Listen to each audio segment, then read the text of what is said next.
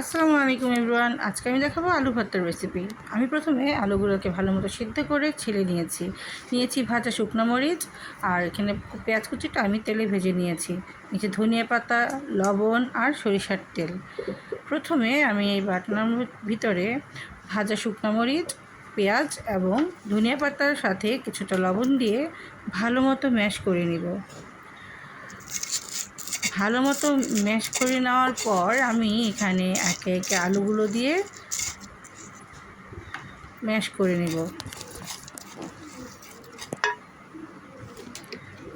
দেখতে পাচ্ছেন আমার এখানে একটু ম্যাশ করা হয়ে গেছে। তারপর আমি আস্তে আস্তে আলুগুলো দিয়ে দেব। আলুগুলো দিয়ে আমি ধীরে ধীরে সুন্দরভাবে এগুলোকে ম্যাশ করে নেব, যেন কোনো দানা না থেকে থাকে। আমার ছেলে আর আমার স্বামী দুজনেই আলু ভর্তা খুব পছন্দ করে। দেখতে পাচ্ছেন আলুগুলো ম্যাশ করে নেওয়ার পর আমি এখানে সরিষার তেল অ্যাড করে দিচ্ছি। তেলটা দেওয়ার পর সুন্দরভাবে মাখিয়ে হয়ে গেল আমার আলু ভর্তা। ভালো থাকবেন। আল্লাহ হাফেজ।